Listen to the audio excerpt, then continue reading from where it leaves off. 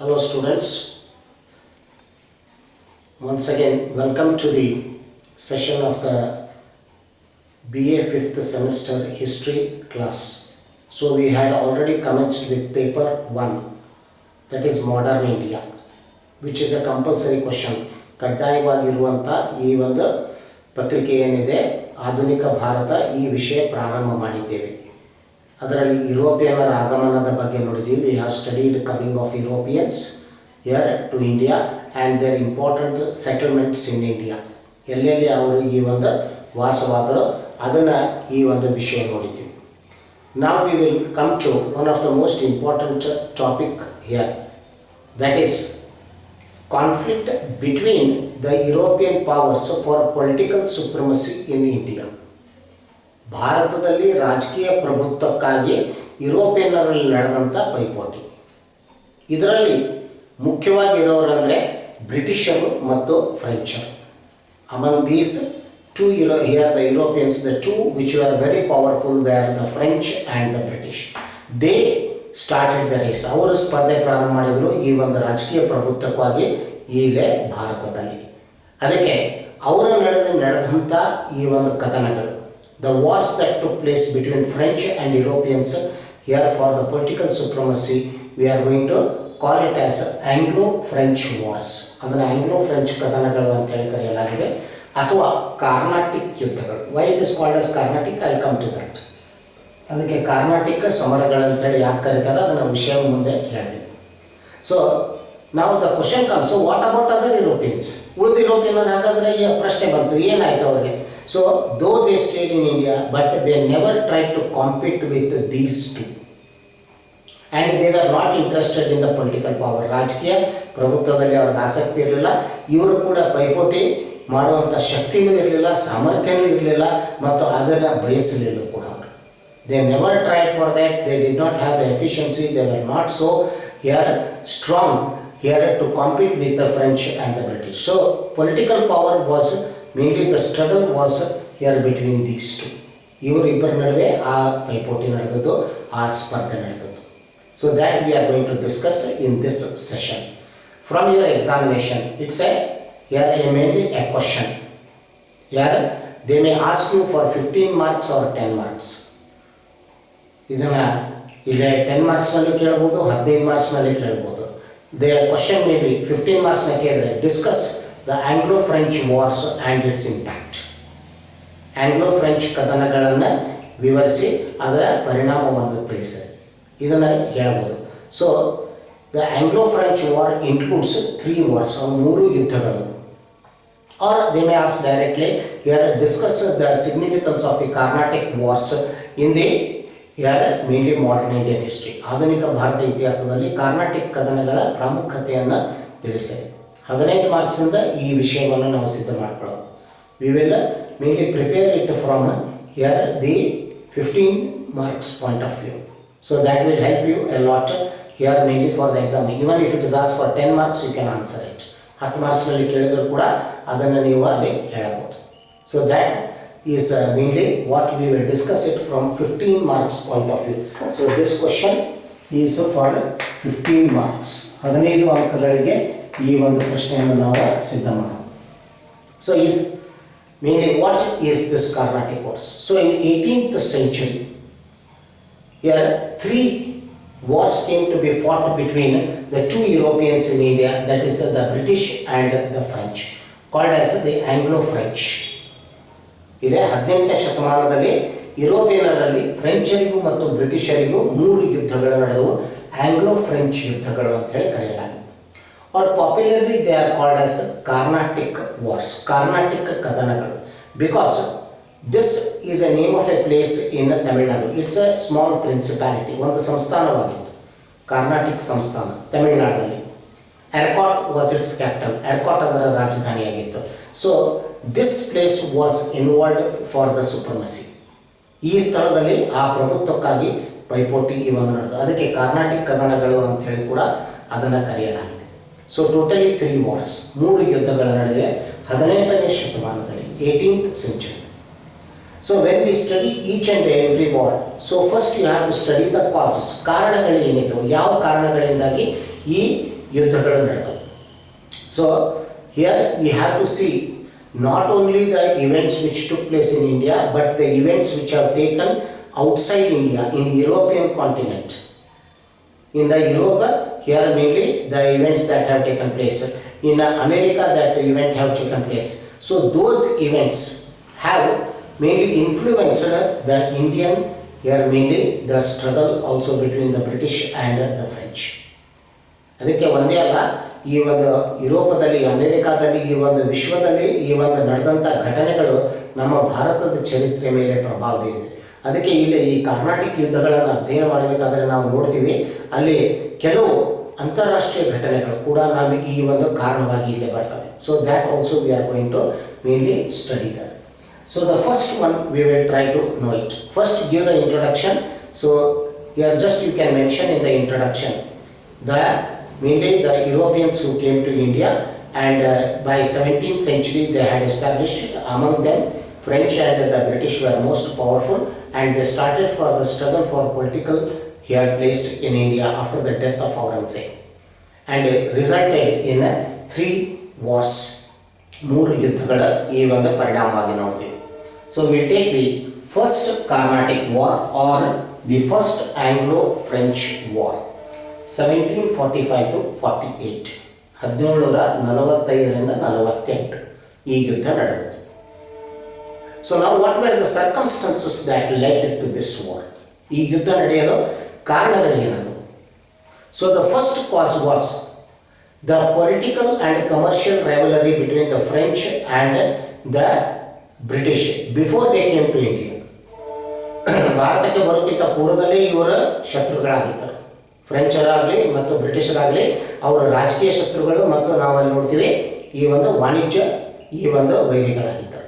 They were mainly here political and commercial rivals before they had come to India. So right from there we notice the enmity was cropping up.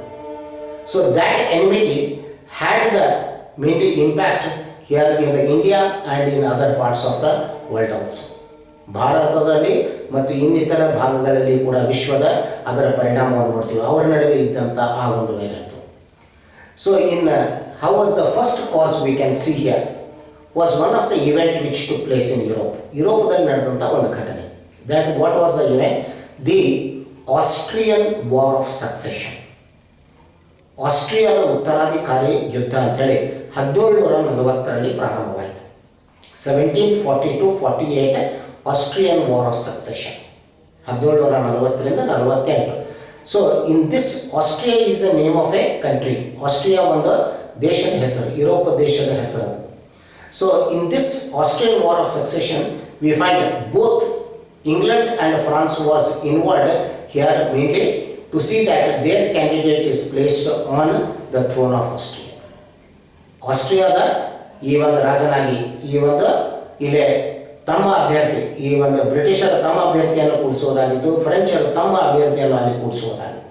ಅದಕ್ಕೆ ಅವರ ನಡುವೆ here mainly the war had started. The war came into between French and the British over the Austrian war here mainly the succession.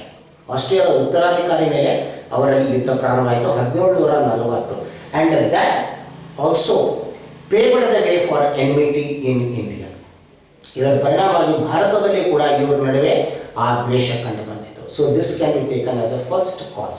ಇದನ್ನು ಮೊದಲನೇ ಕಾರಣವಾಗಿ ನಾವು ತೆಗೆದುಕೊಳ್ಳಬಹುದು. ಆಸ್ಟ್ರಿಯಾದ ಉತ್ತರಾಧಿಕಾರಿ ಯುದ್ಧ 1740ರಿಂದ 48 ನಡೆದದ್ದು, ಯುರೋಪದಲ್ಲಿ ನಡೆದದ್ದು. It took place in Europe. This is the first cause you can give. Second cause 1745 one important event took place. ಒಂದು ಘಟನೆ ನಡೆಯಿತು. What was that event? The mainly Britishers, here we notice at Madras, confiscated the French ships which were traveling from Pondicherry to Bengal. Pondicherry ಇಂದ ಈ ಒಂದು ದಕ್ಷಿಣದಲ್ಲಿ ಪಾಂಡಿಚೇರಿಯಿಂದ ಹಿಡ್ಕೊಂಡು ಬಂಗಾಳಕ್ಕೆ French ಹಡಗುಗಳ ಪ್ರಯಾಣ ಮಾಡ್ತಾ ಇತ್ತು. On the way at Madras, the British were holding Madras and they confiscated these ships. ಈ ಹಡಗುಗಳನ್ನು ಈ ಒಂದು ವಶಪಡಿಸಿಕೊಂಡದ್ದು. So second cause was confiscation of the ships of the French which were travelling from Pondicherry to Bengal. ಪಾಂಡಿಚೇರಿಯಿಂದ ಬಂಗಾಳಕ್ಕೆ ಹೋಗುವಂಥ ಹಡಗುಗಳನ್ನು, French ಹಡಗುಗಳನ್ನು ವಶಪಡಿಸಿಕೊಳ್ಳಲಾಯಿತು. This here was not tolerated by the French. ಫ್ರೆಂಚರಿಗೆ ಇದು ಸಹನೆ ಆಗಲಿಲ್ಲ. French mainly felt here this was here mainly not expected from the British. So this mainly how slowly that it paved towards the war. ಈ ಯುದ್ಧ ಹೇಗೆ ಈ ಒಂದು ಪ್ರಾರಂಭ ಆಯಿತು ಇದನ್ನು ನಾವು ನೋಡ್ತೀವಿ. ಇಲ್ಲಿ ಬ್ರಿಟಿಷರು ಈ ಒಂದು ಹಡಗುಗಳನ್ನು ವಶಪಡಿಸಿಕೊಂಡರು, ಫ್ರೆಂಚರಿಗೆ ಅದು ಸಹನೆ ಆಗಲಿಲ್ಲ. So this can be given as a second cause. Third cause was immediately what the French took the action. ಫ್ರೆಂಚರು ಅದರ ಮೇಲೆ ಏನು ಈ ಒಂದು ಇಲ್ಲೇ ಪರಿಣಾಮವಿತ್ತು, ಅದಕ್ಕೆ ಏನು ಪ್ರತಿಕ್ರಿಯೆ ಮಾಡಿದರು ಈ ಘಟನೆಗೆ. So immediately at that time the Pondicherry governor are the French governor in India was duplex. Duplex ಆದ ಫ್ರೆಂಚ್ ಗವರ್ನರ್ ಆಗಿದ್ದ. So this person, you remember, Duplex. Duplex can be asked for here 5 marks. Short note ಅಲ್ಲಿ ಕೇಳಬಹುದು Duplex ನ ಬಗ್ಗೆ. So where his role comes here in the first and the second Carnatic War. ಇದರ ಬಗ್ಗೆ ಈ ಒಂದು ವಿಷಯ. He was the most here popular French governor of India, or popularly they are also called as the French governors of Pondicherry. ಪಾಂಡಿಚೇರಿದ French governor ಅಲ್ಲೇ ಪ್ರಸಿದ್ಧವಾಗಿದ್ದ Dupleix. ಆಗ ಅವನು ಅಲ್ಲಿ ಫ್ರೆಂಚ್ ಗವರ್ನರ್ ಆಗಿದ್ದ. He was the French governor. So he mainly here decided to take action against the British. ಬ್ರಿಟಿಷರ ವಿರುದ್ಧ ಕ್ರಮ ತೆಗೆದುಕೊಳ್ಳಲು ಈ ಒಂದು ನಿರ್ಧರಿಸಿದ. ಇದೇ ಒಂದು ಕಾರಣವಾಗಿ ನಮ್ಮ ಹಡಗುಗಳನ್ನು ವಶಪಡಿಸಿಕೊಂಡಿದ್ದಾರೆ, ಅದಕ್ಕೆ ಅವರು ನಾವು ಪ್ರತಿ ಉತ್ತರವನ್ನು ನೀಡಬೇಕು. We should here answer here them back. So we should not tolerate this. ಇದನ್ನು ನಾವು ಸಹನೆ ಮಾಡಬಹುದು.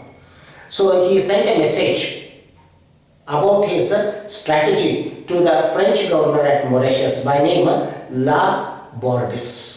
La Bourdais alle Mauritius ದಲ್ಲಿ ಫ್ರೆಂಚ್ ಗವರ್ನರ್ ಆಗಿದ್ದ. Mauritius was a colony of the French. So he sent a message here to support him in the action against mainly the British. ಬ್ರಿಟಿಷರ ವಿರುದ್ಧ ಈ ಒಂದು ಕ್ರಮ ಕೈಗೊಳ್ಳಲು ಲಾ ಬಾರ್ಡಿಸ್ಗೆ ಈ ಒಂದು ಮಾರಿಷಸ್ನಲ್ಲಿ ಇದ್ದಂಥ French governor, he was the French governor at Mauritius, ಅವನಿಗೆ ಈ ಒಂದು ಕೂಡಲೇ ಸಂದೇಶ ಕಳಿಸಿ ಸಹಾಯವನ್ನು ಕೇಳಿದ. Immediately La Bourdonnais agreed for this and with here mainly the naval power, here the naval fleet he came towards Pondicherry. So what was the action taken and immediately we see here the French army and the French navy together invaded Madras and Madras was captured. So what was the third important cause we get? Capture of Madras by the French. So Duplex mainly marched towards Madras and captured Madras from the British. This was a surprise to the British. British had never thought of this. ಇದರ ಬಗ್ಗೆ ವಿಚಾರ ಮಾಡಿರಲಿಲ್ಲ. ಬಹಳಾದ್ರೆ ಏನಾಗಿರ್ಬೋದು, ಅವರು ಕೂಡ ನಮ್ಮ ಹಡಗುಗಳನ್ನು ವಶಪಡಿಸಿಕೊಳ್ಳಬಹುದು ಅಂತ ಹೇಳಿ ಅವರು ವಿಚಾರ ಇತ್ತು. ಆದರೆ ಇಲ್ಲಿ duplex he thought of another strategy, here capturing Madras. ಮದ್ರಾಸನ್ನೇ ಅವನು ವಶಪಡಿಸಿಕೊಂಡ. That was what mainly we find here the capture of Madras became the third cause. ಅದನ್ನು ಮೂರನೇ ಕಾರಣವಾಗಿ ನಾವು ನೋಡ್ತೀವಿ. So immediately now when this action was taken here, the Britishers felt helpless.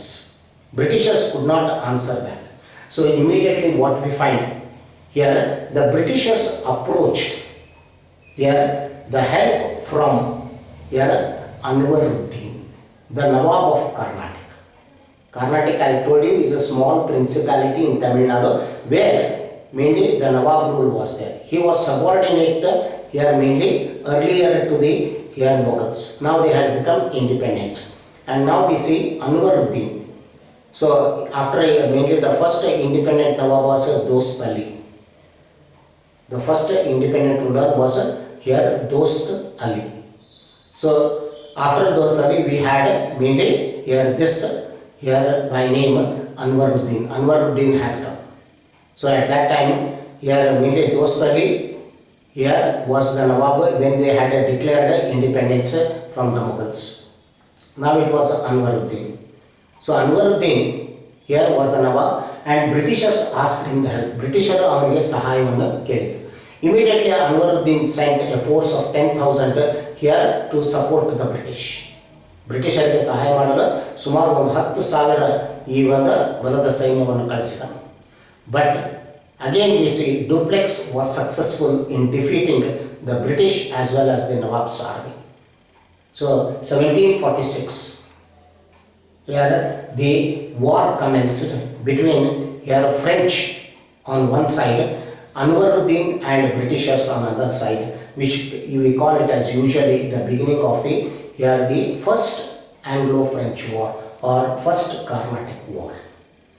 So French were involved, the British were involved, and Carnatic was involved. So you can use any terminology. 1746 the war mainly started, and in the 1746 we see here Anwaruddin army was defeated by the French governor Dupleix. This was another achievement of Dupleix.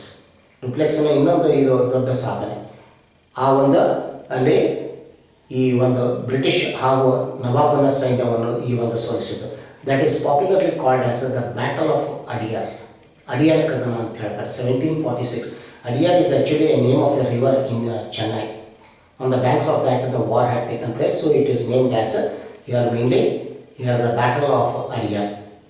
So that here 1746 we see the defeat of here the British and also the Nawab, and the Nawab retreated. Nawab ಸ್ವತಂತ್ರವನ್ನು ಹಿಂದೆ ತಿರುಗಿದ, ತನ್ನ ಸೈನ್ಯವನ್ನು ಹಿಂದೆ ಕರೆಸಿಕೊಂಡ, and this was a great humiliation to the British. ಬ್ರಿಟಿಷರಿಗೆ ಒಂದು ರೀತಿಯಲ್ಲಿ ಅಪಮಾನವಾಯಿತು ಈ ಸೋಲು, and they felt that they had lost Madras. ಮದ್ರಾಸನ್ನು ತಾವು ಕಳೆದುಕೊಂಡಿವೆ ಅಂತ ಹೇಳಿ ಈ ಒಂದು ಅವರು ನಿರ್ಧರಿಸಿದ್ದಾರೆ. But destiny was with the British. ಅದೃಷ್ಟ ಅವರ ಕಡೆ ಇತ್ತು. 1748 Austrian war of succession ended. ಆಸ್ಟ್ರಿಯಾದ ಉತ್ತರಾಧಿಕಾರಿ ಯುದ್ಧ ಕೊನೆಯಾಯಿತು 1748, and that war ended with the treaty of Aix-la-Chapelle. Aix-la-Chapelle ಇದು ಈಗ ಜರ್ಮನಿಯಲ್ಲಿ ಬರ್ತದೆ. Aix-la-Chapelle ಸ್ಥಳದ ಹೆಸರದು. ಅಲ್ಲಿ ಒಪ್ಪಂದ ನಡೆಯಿತು ಈ ಒಂದು ಆಸ್ಟ್ರಿಯಾದ ಉತ್ತರಾಧಿಕಾರಿ ಯುದ್ಧ. That was concluded. Now in this, one of the term that was included in Aix-la-Chapelle treaty was related to here the French and the British relationship in India. ಭಾರತದಲ್ಲಿ ಬ್ರಿಟಿಷರು ಮತ್ತು ಫ್ರೆಂಚರ ಸಂಬಂಧದ ಬಗ್ಗೆ ಒಂದು ಕರಾರನ್ನು ಈ ಒಂದು ಒಪ್ಪಂದದಲ್ಲಿ ಬಂತು, which ended the first here Carnatic war or Anglo French war. ಒಂದೇ ಆಂಗ್ಲೋ ಫ್ರೆಂಚ್ ಯುದ್ಧ ಈ ರೀತಿಯಾಗಿ ಕೊನೆಯಾಗಿತ್ತು ಈ ಒಪ್ಪಂದದಿಂದ 1748. Aix-la-Chapelle. What was that? So both British and here the French came to an understanding that Madras will be handed over back to the British by the French, and as a compensation French will be given here St. Louisburg in America. The Britishers will transfer St. Louisburg to here the French, and this was the agreement in Aix-la-Chapelle. And 1748, with this treaty the first Carnatic War came to an end. This is how the first Anglo-French War came to an end. Now what was the overall outcome and significance of this war? ಇದರ ಪ್ರಾಮುಖ್ಯತೆ ಏನಾಯಿತು? What we see was the success of the French. ಫ್ರೆಂಚರ ಈ ಒಂದು ಯಶಸ್ಸು. French became very powerful here. ಫ್ರೆಂಚರು ಸಾಕಷ್ಟು ಈ ಒಂದು ಬಲಿಷ್ಠರಾದರು. So this is first Carnatic War paved the rise of the French. ಈ ಒಂದು ನಾವು ನೋಡ್ತೀವಿ ಈ ಒಂದನೇ ಕಾರ್ನಾಟಿಕ್ ಯುದ್ಧ ಅಥವಾ ಒಂದನೇ ಆಂಗ್ಲೋ ಫ್ರೆಂಚ್ ಯುದ್ಧದಿಂದ ಫ್ರೆಂಚರ ಏಳಿಗೆ ಆಗಿತ್ತು. And Dupleix was highly appreciated here by the French government for his success. ಅವನ ಯಶಸ್ಸಿಗಾಗಿ ಸಾಕಷ್ಟು ಪ್ರಶಂಸೆ ಬಂತು ಡುಪ್ಲೆಕ್ಸನಿಗೆ. This was one of the great victory of Dupleix in India. So this is one of the here important war which you have to remember. But very soon the rivalry started again between the French and the British. ಮತ್ತೆ ಕೂಡಲೇ ಒಂದೇ ವರ್ಷದಲ್ಲಿ ನಾವು ನೋಡ್ತೀವಿ again between 1749 to here 1754 the second Anglo-French War or Carnatic War took place. ಎರಡನೇ ಕಾರ್ನಾಟಿಕ್ ಯುದ್ಧ ನಡೆಯಿತು. So very soon we find it. Which were the circumstances that paved the way? ಹಾಗಾದರೆ ಎರಡನೇ ಕಾರ್ನಾಟಿಕ್ ಯುದ್ಧಕ್ಕೆ ಕಾರಣಗಳೇನಾಗಿತ್ತು? So one of the reason was already there, that is the humiliation inflicted on the British of the defeat in the first Carnatic War. ಒಂದನೇ ಕಾರ್ನಾಟಿಕ್ ಯುದ್ಧದಲ್ಲಿ ಬ್ರಿಟಿಷರು ಏನು ಸೋಲ್ಕೊಂಡ್ರು, ಇದು ಎರಡನೇ ಕಾರ್ನಾಟಿಕ್ ಯುದ್ಧಕ್ಕೆ ಒಂದು ಕಾರಣ. It is one of the reason for the second Carnatic War. The defeat they had suffered at the hands of the French, which was unbearable to the British. ಬ್ರಿಟಿಷರಿಗೆ ಇದು ಸಹನೆ ಆಗಲಿಲ್ಲ. ಸಾಮಾನ್ಯವಾಗಿ ಬ್ರಿಟಿಷರದು ಇದು ಒಂದು ಇಲ್ಲಿ ರೂಢಿ, ಯುದ್ಧದಲ್ಲಿ ಸೋಲುವುದಂದರೆ ಅವರಿಗೊಂದು ಅಪಮಾನ. It is a national humiliation to them, so they could not tolerate this defeat. ಇದು ಅವರಿಗೆ ಸಹನೆ ಆಗಲಿಲ್ಲ. ಅದಕ್ಕೆ so they were in mainly here search of such a condition that they can mainly here raise once again here the army and fight against the French and earn back their honor. So they were waiting for an opportunity, ಅವಕಾಶಕ್ಕಾಗಿ ಕಾಯ್ತಾ ಇದ್ರು. ಮತ್ತೆ ತಮ್ಮ ಕಳೆದುಕೊಂಡಂಥ ಈ ಒಂದು ಗೌರವವನ್ನು ಸಂಪಾದಿಸಲು, ಆ ಸೋಲಿನ ಅಪಮಾನದ ಸೇರನ್ನು ತೀರಿಸಿಕೊಳ್ಳಲು. They were waiting for an opportunity, ಅವರು ಒಂದು ಅವಕಾಶಕ್ಕಾಗಿ ಕಾಯ್ತಾ ಇದ್ದರು ಬ್ರಿಟಿಷರು. And 1749 we see one important incident, civil war in Carnatic. ಕರ್ನಾಟಕದಲ್ಲಿ ಆಂತರಿಕ ಯುದ್ಧ ನಡೆಯಿತು. The civil war took place in Carnatic. What was the civil war?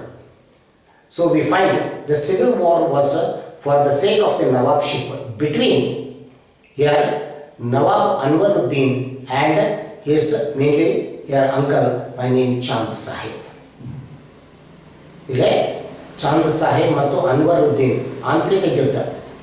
Anwaruddin was the nawab, Chand Sahib was the relative to here mainly ಬಂಧು ಆಗಿದ್ದನು ಈ ಒಂದು ಅನ್ವರುದ್ದೀನ್. ಅವನು ನವಾಬ್ಗಾಗಿ ಈ ಒಂದು ಪ್ರಯತ್ನದಲ್ಲಿ ತೊಡಗಿತು. So who was this Chand Sahib? Chand Sahib was actually here son in law of Dost Ali, the first ನವಾಬ್. ಅವನ ಇಲ್ಲಿ ಚಾಂದ್ ಸಾಹೇಬ್ ಇವನು ದೋಸ್ತ್ ಅಲಿಯ ಅಳಿಯನಾಗಿದ್ದನು.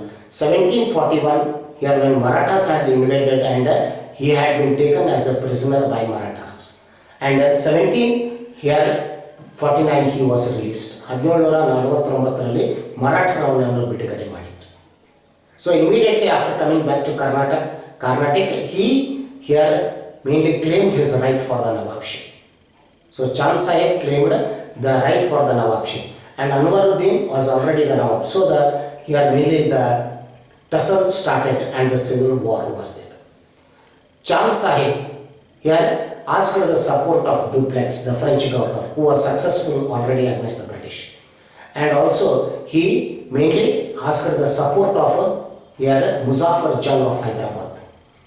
ಈ ಮೂರು ಜನ ಸೇರಿ ಮುಜಾಫರ್ ಜಂಗ್ ಹೈದರಾಬಾದ್, ಇಲ್ಲಿ ಚಾಂದ್ ಸಾಹೇಬ್ ಮತ್ತು ಡುಪ್ಲೆಕ್ಸ್ ಫ್ರೆಂಚ್ ಗವರ್ನರ್, ಇವರು ಮೂರು ಮಂದಿ ಸೇರಿ here they started the war against Anwaruddin. ಅನ್ವರುದ್ದೀನನ ವಿರುದ್ಧ ಅವರು ಯುದ್ಧ ಪ್ರಾರಂಭ ಮಾಡಿದರು.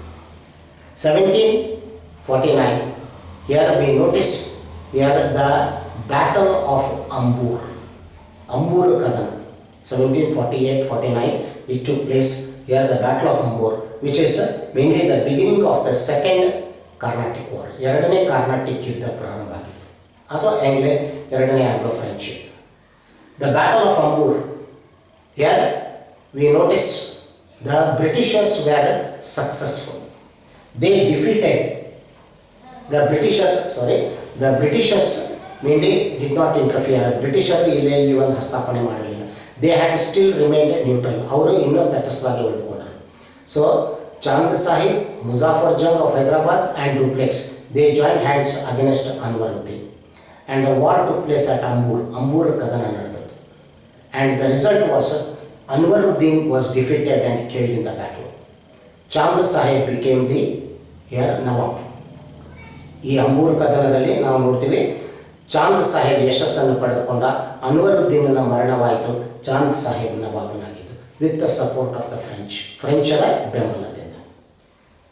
ನಾವು this was unbearable to British. ನಾವು ಬ್ರಿಟಿಷರಿಗೆ ಇದು ಸಹನೆ ಆಗಲಿಲ್ಲ. This is the how the maybe the way to the war was there. ಈ ಯುದ್ಧ ಹೆಂಗೆ ಈ ಒಂದು ನಡೆಯಿತು? ಯಾಕಂದರೆ when Chand Sahib was the nawab means it was the victory of the French again. ಯಾಕಂದರೆ ಫ್ರೆಂಚರಿಗೆ ಅವನು ಈ ಒಂದು ಬೆಂಬಲವಾಗಿದ್ದರು, ಫ್ರೆಂಚ್ ಅವನಿಗೆ ಬೆಂಬಲವಾಗಿದ್ದರು.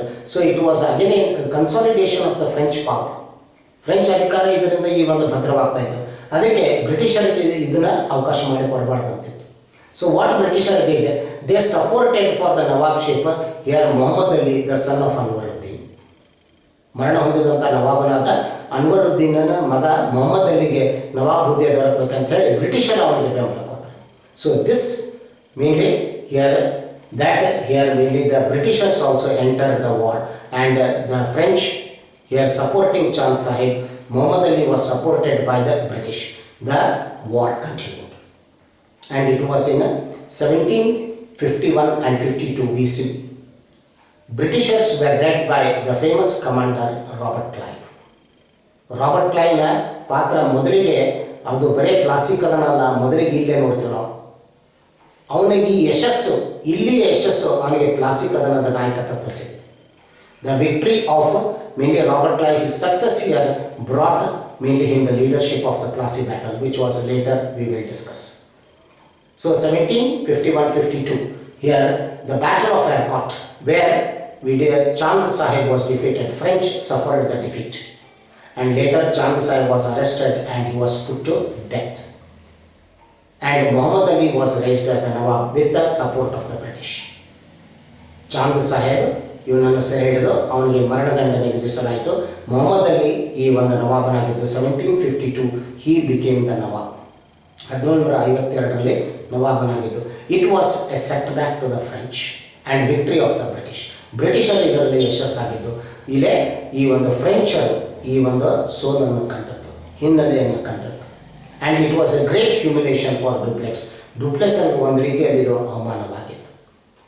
So Robert Clive brought this success. Robert Clive ಈ ಯಶಸ್ಸನ್ನು ತಂದನು. Immediately we find French government recalled Dupleix for his failure. ಅವನ ವಿಫಲತೆಗೆ ಈ ಒಂದು ಕೂಡಲೇ ಫ್ರೆಂಚ್ ಸರ್ಕಾರ ಹೆಂಗೆ ಪ್ರತಿಕ್ರಿಯೆ ಕೊಡ್ತಂದರೆ ಕೂಡಲೇ ಡುಪ್ಲೆಕ್ಸನ್ನು ಕರೆದುಕೊಂಡ್ರು. And we find a new French governor was sent by name Godeheu. Godeheu was sent as the new French governor to India. ಹೊಸ ಗವರ್ನರ್ ಆಗಿ ಬಂದದ್ದು ಭಾರತಕ್ಕೆ ಗೋದೆಗೂ, with a instruction that to end the war with the British. ಬ್ರಿಟಿಷರು ಕೂಡ ಯುದ್ಧ ನಿಲ್ಲಿಸಲು ಈ ಒಂದು ಅವನಿಗೆ ಆದೇಶ ಇತ್ತು. And coming to your India 1754 he signed the Treaty of Pondicherry. 1754 the Treaty of Pondicherry was signed, and we find the Second Carnatic War ended. ಎರಡನೇ ಕರ್ನಾಟಕ ಯುದ್ಧ ಕೊನೆಯಾಗಿದ್ದು ಪಾಂಡಿಚೇರಿ ಒಪ್ಪಂದದ ಮೂಲಕ 1754. And here we find it was the British success. ಇಲ್ಲಿ ಬ್ರಿಟಿಷರ ಯಶಸ್ಸು. The Britishers were successful in this mainly the war. ಈ ಯುದ್ಧದಲ್ಲಿ ಬ್ರಿಟಿಷರು ಈ ಒಂದು ಯಶಸ್ಸು ಪಡೆದರು. It was the failure of the French. ಫ್ರೆಂಚರು ಇಲ್ಲಿ ಈ ಒಂದು ವಿಫಲತೆಯನ್ನು ಕಂಡದ್ದು. So the second Carnatic war was initially favour of the France. ಪ್ರಾರಂಭದಲ್ಲಿ ಫ್ರೆಂಚರ ಕಡೆ ಇತ್ತು, ಆದರೆ ಮತ್ತೆ here we see Britishers here emerged victorious at the last. ಪ್ರಾರಂಭದಲ್ಲಿ ಫ್ರೆಂಚರಿಗೆ ಯಶಸ್ಸು ಬಂದಿದ್ದರೂ ಕೂಡ ಅಲ್ಲಿ ನಾವು ನೋಡ್ತೀವಿ ಈ ಒಂದು ಕೊನೆಯಲ್ಲಿ ಅಂತಿಮವಾಗಿ ಈ ಒಂದು ಯಶಸ್ಸು ಪಡೆದುಕೊಂಡದ್ದು ಬ್ರಿಟಿಷರು. 1754 the second Carnatic war ended. ನಾವು what we see, first war was in favour of the French, and ನಾವು the second war was in favour of the British. So ನಾವು the third one was the decisive. Who will survive in India? ಭಾರತದಲ್ಲಿ ಯಾರು ಉಳಿದುಕೊಳ್ತಾರೆ, ರಾಜಕೀಯ ಪ್ರಭುತ್ವ ಯಾರಿದೆ, ಅದು ಕೊನೆ ಯುದ್ಧ ನಿರ್ಣಾಯಕ ಯುದ್ಧವಾಗಿತ್ತು. And very soon once again an important event which took place outside India here between French and the British, the breakout of the 7 years war. ಸಪ್ತವಾರ್ಷಿಕ ಯುದ್ಧ 1756 to 1763. The 7 years war paved the way for again the war in India, which we call it as the Third Carnatic War or Third Anglo-French War. ಸಪ್ತವಾರ್ಷಿಕ ಯುದ್ಧ ಅಲ್ಲಿ ಏನು ಪ್ರಾರಂಭವಾಯಿತು, the 7 years war 1756 to 63, which is said to be fought on 3 continents: America, Europe and Asia. Asia is India. ಇಂಡಿಯಾನಾಗ ಇಲ್ಲ ನಡೆದಿತ್ತು, ಏಷ್ಯಾನಾಗ. ಯುರೋಪ್ನಲ್ಲಿ ಕೂಡ ನಡೆಯಿತು, ಹಾಗೆ ಅಮೇರಿಕಾ ಖಂಡದಲ್ಲಿ ಕೂಡ ನಡೆದಿತ್ತು. The war that took place on 3 continents that influenced here in India also. So when this war commenced, we had a new French governor in India by name Count de Lally. Count de Lally had come as the French governor. Count de Lally had come as the new French governor, who was mainly interested to re-establish the French power in India, and taking the advantage of the beginning of the here 7 years war.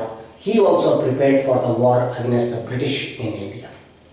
Count de Lally here prepared himself for the war here. And Britishers were also here eagerly waiting to here mainly fight with the British and here mainly to fight with the French and end their mainly power. So thus the third Carnatic War mainly commenced. ಮೂರನೇ ಕಾರ್ನಾಟಿಕ್ ಯುದ್ಧ ಈ ರೀತಿಯಾಗಿ ಅಲ್ಲಿ ಪ್ರಾರಂಭವಾಗಿತ್ತು. And in this war 1760 the most important battle took place, the Battle of Vandy Wash. The Battle of Vandy Wash 1760. In third Carnatic War, the most important battle that took place between here the French and the British was the Battle of Vandy Wash. So Vandy Wash, the British army was led by Sir Eyre Coote. Sir Eyre Coote was the commander of the British army. Count de Lally here led the French army supported by Commander Bussy. The result was, we find here Eyre Coote proved successful, Count de Lally here and Bussy were defeated and they surrendered to the British. They surrendered to here mainly the British. ಬ್ರಿಟಿಷರಿಗೆ ಶರಣಾಗಿದ್ದು ಈ ಒಂದು ಸೋತ ನಂತರ ಮೂರನೇ ಕಾರ್ನಾಟಿಕ್ ಯುದ್ಧ 1761. It was the fall of the French in India. ಫ್ರೆಂಚರ ಈ ಒಂದು ಪತನ. And immediately here provisionally a treaty was signed called as 1761 Pondicherry Treaty. ಹಂಗ ಈ ಒಂದು ತಾತ್ಕಾಲಿಕವಾಗಿ ಒಂದು ಒಪ್ಪಂದ ನಡೆಯಿತು, ಪಾಂಡಿಚೇರಿ ಒಪ್ಪಂದ, by which here 4 territories were given to the French. 4 ಸ್ಥಳಗಳನ್ನು ಭಾರತದಲ್ಲಿ ಫ್ರೆಂಚರಿಗೆ ನೀಡಲಾದವು. That is Pondicherry, Karaikal, Yanam and Mahe.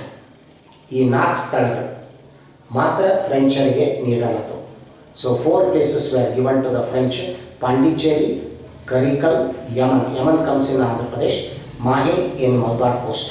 So these places were given to the French and they have to continue as only the traders and never interfere in the political matters of the British. ಬ್ರಿಟಿಷರ ಯಾವುದೇ ರಾಜಕೀಯದಲ್ಲಿ ಅವರ ಪ್ರವೇಶ ಮಾಡಬಾರ್ದು, ಅವರು ಕೇವಲ ವ್ಯಾಪಾರವನ್ನು ನಡೆಸಿಕೊಂಡು ಹೋಗಬೇಕು. And most here at these places no military has to be stationed. ಈ ಸ್ಥಳಗಳಲ್ಲಿ ಯಾವುದೇ ಸೈನ್ಯವನ್ನು ಇಡಬಾರದು. ತಾತ್ಕಾಲಿಕವಾಗಿ ಈ ಒಪ್ಪಂದ ನಡೆಯಿತು. That was temporarily the treaty was mainly made 1761 Pondicherry Treaty. And this here term and condition was confirmed in 1763 when 7 years war ended. ಸಪ್ತವಾರ್ಷಿಕ ಯುದ್ಧ ಕೊನೆಯಾಗಿದ್ದು 1763 the Treaty of Paris, Paris ಒಪ್ಪಂದದ ಮೂಲಕ. ಅಲ್ಲಿ ಇದೇ ಕರಾರನ್ನು ನಿರ್ಧಾರ ತೆಗೆದುಕೊಳ್ಳಾಯಿತು. That was included in the Paris Treaty. This is how the 3 Carnatic Wars took place in India. ಈ ರೀತಿಯಾಗಿ 3 ಕಾರ್ನಾಟಿಕ ಯುದ್ಧಗಳು ನಡೆದವು ಅಥವಾ 3 ಆಂಗ್ಲೋ ಫ್ರೆಂಚ್ ಯುದ್ಧಗಳು ಇಲ್ಲಿ ನಡೆದವು. So the outcome what we see is, among all the Europeans, French and the British were most powerful and they fought these wars ending with the defeat of the French. ಎಲ್ಲ ಯುರೋಪಿಯನ್ನರಲ್ಲಿ 5 ಯುರೋಪಿಯನ್ನರಲ್ಲಿ ಈ French ಮತ್ತು ಬ್ರಿಟಿಷರು ಬಲಶಾಲಿಯಾಗಿದ್ದರು. ಅವರು ಈ 3 ಯುದ್ಧಗಳನ್ನು ಆಡಿದ್ದು ಪರಿಣಾಮವಾಗಿ ನಾವು ನೋಡ್ತೀವಿ ಫ್ರೆಂಚರು ಸೋಲನ್ನು ಕಂಡದ್ದು. So it was a fatal blow. The Carnatic Wars was a fatal blow to the French power in India. ಇದರಿಂದಾಗಿ ಭಾರತದಲ್ಲಿ ಫ್ರೆಂಚರ ಈ ಒಂದು ಪತನವನ್ನು ನೋಡ್ತೀವಿ. This is and at the other end we see the rise of the British. ಇನ್ನೊಂದು ಕಡೆ ನಾವು ನೋಡ್ತೀವಿ ಬ್ರಿಟಿಷರ ಏಳಿಗೆ. ಇತ್ಲ ಕಡೆ ಈ ಒಂದು ಯುರೋಪಿಯನ್ನರ ಕೂಡ ಯುದ್ಧ ನಡೆದಾಗಲೇ when the war was going on in Europe, the Britishers already got a hold in mainly Bengal. ಬಂಗಾಳದಲ್ಲಿ ಅವರಿಗೆ ಈ ಒಂದು ನೆಲೆ ಸಿಗ್ತದೆ. ಈ ಒಂದು ಅವರ ರಾಜಕೀಯ ಏಳಿಗೆಗೆ ಬಂಗಾಲ್ ಬುನಾದಿಯಾಗಿತ್ತು. Bengal was the here mainly the base for the rise of the political power of the British. 1757 that Plassey battle had taken place there. So when this here, so French were eliminated, means the French were defeated. The Britishers never had the fear of other Europeans now. Portuguese were very friendly to the British. Danes and the Dutch were no match to the Britishers, and we find here the French were defeated now. ಫ್ರೆಂಚರು ಸೋಲಾಗಿತ್ತು. ಡಚ್ಚರು ಮತ್ತು ಡೇನರು ಬ್ರಿಟಿಷರಿಗೆ ಯಾವುದೇ ರೀತಿಯಾಗಿ ಈ ಒಂದು ಇಲ್ಲೇ ಪೈಪೋಟಿಯನ್ನು ನೀಡಲಿಲ್ಲ. ಪೋರ್ಚುಗೀಸರು ಅವರು ಕೂಡ ಸ್ನೇಹದಿಂದ ಇದ್ದರು ಬ್ರಿಟಿಷರ ಕೂಡ. So among all the Europeans ನಾವು here the kingmakers were the British. So Britishers here first saw that before establishing their political power they defeated these Europeans so that later on they will not face any problems from these Europeans. ಈ ಯುರೋಪಿಯನ್ನರಿಂದ ಮುಂದೆ ಯಾವುದೇ ಸಮಸ್ಯೆ ಬರದ ಹಾಗೆ ಮೊದಲಿಗೆ ಈ ಯುರೋಪಿಯನ್ನರನ್ನು ಅಡಗಿಸಿದರು. ನಂತರ ಭಾರತದಲ್ಲಿ ಅವರು ತಮ್ಮ ರಾಜಕೀಯ ಏಳಿಗೆಯನ್ನು ಅಥವಾ ತಮ್ಮ ಅಧಿಕಾರವನ್ನು ಭದ್ರಪಡಿಸಿದರು. So this is one of the important topic from your examination point of view. Prepare it for 15 marks. 15 mark ಪ್ರಶ್ನೆಗಳೇ ಇದನ್ನು ತಯಾರು ಮಾಡಿಕೊಳ್ಳಿ ಈ ಪ್ರಶ್ನೆಯನ್ನು. So in our next video or the next session we will be discussing about the most important war, the battle of Plassey. Plassey ಕದನದ ಬಗ್ಗೆ ವಿಷಯವನ್ನು ಚರ್ಚೆ ಮಾಡಿ. ವೆಲ್ಕಮ್.